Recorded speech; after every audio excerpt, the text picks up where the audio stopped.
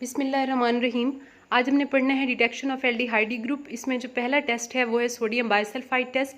Sodium bisulphite test में shake करना है तकरीबन 0.2 ग्राम या 0.5 सेंटीमीटर क्यूब ऑर्गेनिक कंपाउंड को, जो कि हमें अननोन है। अगर हम देखना चाहते हैं कि क्या उसमें एल्डिहाइड मौजूद है या एल्डिहाइड मौजूद नहीं है, उसके लिए 0.2 ग्राम या 0.5 सेंटीमीटर क्यूब उस ऑर्गेनिक कंपाउंड को लेना होगा। उसमें 1 to 2 सेंटीमीटर क्यूब उसमें saturated solution of sodium bisulphide में ऐड करना है। अगर तो रिज़ल्ट के तौर पे वाइट क्रिस्टलाइन प्रेसिपिटेट अपीयर हो जाते हैं तो इसका मतलब गिवन कंपाउंड एल्डिहाइडिक है, और अगर ऐसा नहीं होता तो it's mean given compound aldehydic नहीं है। सेकंड टेस्ट जो है वो है Fehling solution test. Fehling solution test में 2 टेस्ट ट्यूब्स लेनी है। एक को टेस्ट ट्यूब ए कंसीडर कर लें, एक को टेस्ट ट्यूब बी कंसीडर कर लें। दोनों में फेलिंग सॉल्यूशन ऐड करना है, दोनों में इक्वल वॉल्यूम का फेलिंग सॉल्यूशन ऐड करना है। इक्वल वॉल्यूम का फेलिंग सॉल्यूशन ऐड करने के बाद उसमें दोनों टेस्ट ट्यूब्स के अंदर थोड़ी थोड़ी मिकदार में ऐड कर देना है given organic compound. Organic compound को ऐड करने के बाद 5 मिनट के लिए बॉईल करना है। जो मटेरियल आपने यानी फेलिंग सॉल्यूशन आपने 2 टेस्ट ट्यूब्स में लिए हुए हैं, वहाँ पे आपने थोड़ा थोड़ा ऑर्गेनिक कंपाउंड ऐड कर दिया। Pinch of organic compound mean small quantity में। आफ्टर दैट आपने क्या करना है, 5 मिनट के लिए दोनों टेस्ट ट्यूब्स में पाए जाने वाले मटेरियल को बॉईल करना है। अगर रिजल्ट के तौर पे रेड प्रेसिपिटेट अपीयर हो जाते हैं तो it's mean that compound is aldehydic, और अगर ऐसा नहीं होता तो इट्स मीन वो एल्डिहाइडिक नहीं है।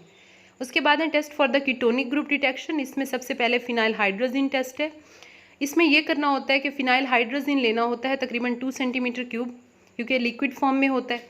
तो 2 सेंटीमीटर क्यूब फिनाइल हाइड्रोजिन में थोड़ी सी मिकदार में गिवन ऑर्गेनिक कंपाउंड ऐड करके शेक करते हैं।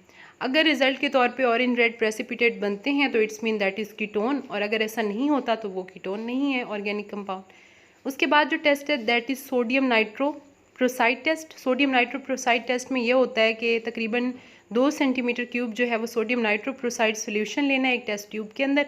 उसमें 2 से 3 ड्रॉप ऐड कर देने हैं सोडियम हाइड्रोक्साइड सोल्यूशन के। उसके बाद उसमें थोड़ी सी मिकदार में ऑर्गेनिक कंपाउंड ऐड करके उसको शेक करना है। मैं रिपीट करती हूँ, 2 सेंटीमीटर क्यूब लेना है सोडियम नाइट्रोप्रोसाइड सोल्यूशन। उसके बाद उसमें 2 से 3 ड्रॉप ऐड करने हैं सोडियम हाइड्रोक्साइड के सोल्यूशन के। थोड़ी सी मिकदार में ऑर्गेनिक कंपाउंड ऐड करके उसको शेक करना है। अगर रिजल्ट के तौर पे रेड कलर अपीयर हो जाता है, सोल्यूशन रेड कलर में कन्वर्ट हो जाता है, तो it's mean that compound is ketone, और अगर ऐसा नहीं होता तो वो कीटोन नहीं है।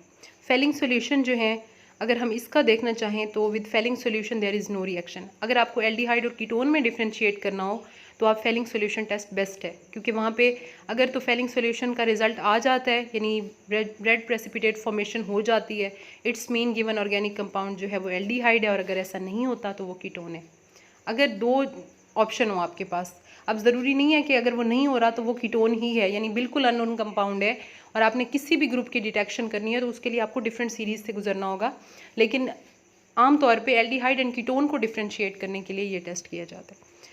उसके बाद है कि प्राइमरी अमाइंस के लिए कार्बाइल अमाइन टेस्ट किया जाता है। कार्बाइल अमाइन टेस्ट में होता ये है कि तकरीबन 0.2 ग्राम ऑफ गिवन कंपाउंड को हीट किया जाएगा।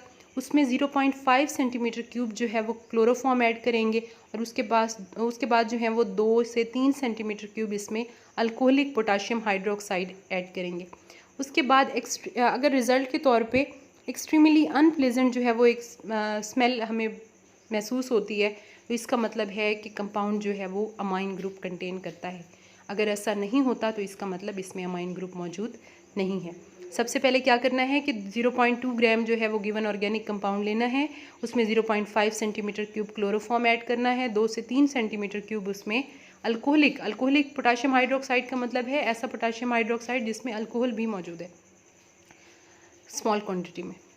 तो रिज़ल्ट के तौर पे अगर एक्सट्रीमली अनप्लेजेंट, अगर बहुत ही अनप्लेजेंट ऑर्डर हमें फील होता है तो इससे हमें पता चलेगा कि ये कंपाउंड जो है दैट इज़ कार्बाइल अमाइन।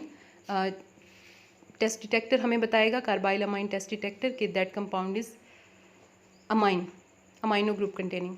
लेकिन अगर ऐसा नहीं होता तो इट्स मीन वो कोई और कंपाउंड है।